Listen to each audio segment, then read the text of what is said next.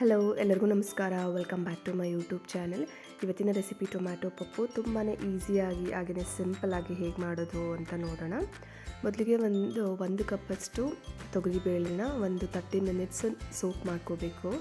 ಅದಕ್ಕೆ 1-2 ಕಪ್ಪಷ್ಟು ನೀರನ್ನು ಹಾಕಿ ಸ್ವಲ್ಪ ಅರಿಶಿನ ಹಾಕಿ ಒಂದು 3-4 ವಿಷಲ್ ತಗೊಳ್ಬೇಕು.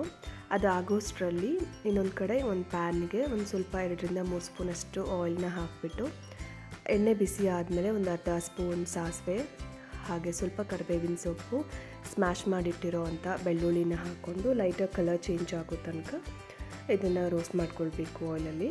ಇದಾದಮೇಲೆ ಹಸಿಮೆಣ್ಸಿನ್ಕಾಯಿನ ತೊಗೊಳ್ತಾ ಇದ್ದೀನಿ. ಖಾರಕ್ಕೆ ಎಷ್ಟು ಬೇಕೋ ಅಷ್ಟು ಹಸಿಮೆಣ್ಸಿನ್ಕಾಯಿನ ಹಾಕ್ಕೋಬೇಕು. ಅದು ಒಂದು ಸ್ವಲ್ಪ ಆಯಿಲಲ್ಲಿ ರೋಸ್ಟ್ ಮಾಡಿಕೊಂಡು ಬ್ಯಾಡಗೆ ಮೆಣಸಿನ್ಕಾಯಿ 1-2 ಹಾಕ್ಕೊಳ್ಬೇಕು. ಅದಾದಮೇಲೆ ಟೊಮ್ಯಾಟೊ ಒಂದು 3-4 ಟೊಮ್ಯಾಟೊನ ಹಾಕ್ಕೊಂಡು ಟೊಮ್ಯಾಟೊ ಸಾಫ್ಟ್ ಆಗೋ ತನಕ ಬಾಯ್ಲ್ ಮಾಡ್ಕೊಳ್ಬೇಕು. ಹಾಗೆ ಈ ಟೊಮ್ಯಾಟೊ ಪಪ್ಪು ಚಪಾತಿಗೆ, ಮುದ್ದೆಗೆ, ರೈಸ್ಗೆ ಎಲ್ಲದಕ್ಕೂ ಚೆನ್ನಾಗಿರುತ್ತೆ. ಇದೇ ಥರದ ಇನ್ನಷ್ಟು ವೀಡಿಯೋಸ್ಗೆ ನನ್ನ ಚಾನಲ್ನ ಸಬ್ಸ್ಕ್ರೈಬ್ ಮಾಡಿ ಮತ್ತು ನಿಮ್ಮ ಫ್ಯಾಮಿಲಿ ಹಾಗೆ ಫ್ರೆಂಡ್ಸ್ ಜೊತೆ ಶೇರ್ ಮಾಡಿ.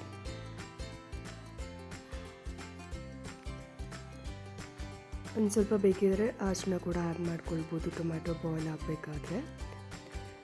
ಈಗ ನೆಕ್ಸ್ಟು ಬಾಯ್ಲ್ ಮಾಡ್ಕೊಂಡಿದ್ವಲ್ಲ ಬೇಳೆ, ಅದನ್ನು ಒಂದ್ಸರಿ ಎಲ್ಲ ಚೆನ್ನಾಗಿ ಸ್ಮ್ಯಾಶ್ ಮಾಡಿಕೊಂಡು ಈಗ ಅದನ್ನು ಟೊಮ್ಯಾಟೊದ್ರಲ್ಲಿ ಆ್ಯಡ್ ಮಾಡ್ಕೊಂಡು ಒಂದ್ಸರಿ ಎಲ್ಲ ಚೆನ್ನಾಗಿ ಮಿಕ್ಸ್ ಮಾಡ್ಕೊಳ್ಬೇಕು.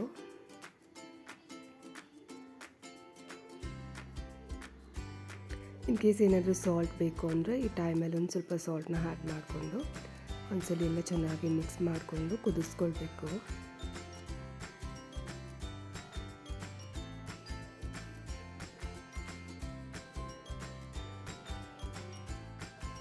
ಈಗ ಸ್ವಲ್ಪ ಬಾಯ್ಲ್ ಆದಮೇಲೆ ನೆನೆಸಿಟ್ಟಿರೋ ಅಂಥ ಹುಣಸೆಹಣ್ಣಿನ ನೀರನ್ನ ಒಂದು ಸ್ವಲ್ಪ ಹಾಕ್ಕೊಂಡು ಇನ್ನೊಂದು ಸರಿ ಎಲ್ಲ ಚೆನ್ನಾಗಿ ಮಿಕ್ಸ್ ಮಾಡಿಕೊಂಡು 1-2 ಕುದಿ ತೊಗೊಂಡ್ರೆ ಟೊಮ್ಯಾಟೊ ಪಪ್ಪು ರೆಡಿ ಆಗುತ್ತೆ. ಈಗ ಫೈನಲಿ ಗಾರ್ನಿಷ್ ಮಾಡೋದಕ್ಕೋಸ್ಕರ ಸಣ್ಣದಾಗಿ ಹಚ್ಚಿಟ್ಕೊಂಡಿರೋ ಅಂಥ ಕೊತ್ತಂಬರಿ ಸೊಪ್ಪನ್ನ ಹಾಕ್ಕೊಂಡು ಒಂದು ಸಲ ಮಿಕ್ಸ್ ಮಾಡಿಕೊಂಡ್ರೆ ಟೊಮ್ಯಾಟೊ ಪಪ್ಪು ರೆಡಿ ಆಗುತ್ತೆ. ಇನ್ನು ಸ್ವಲ್ಪ ತೆಳುವಾಗಬೇಕು ಅಂದರೆ ಎಕ್ಸ್ಟ್ರಾ ನೀರನ್ನ ಕೂಡ ಆ್ಯಡ್ ಮಾಡ್ಕೋಬೋದು.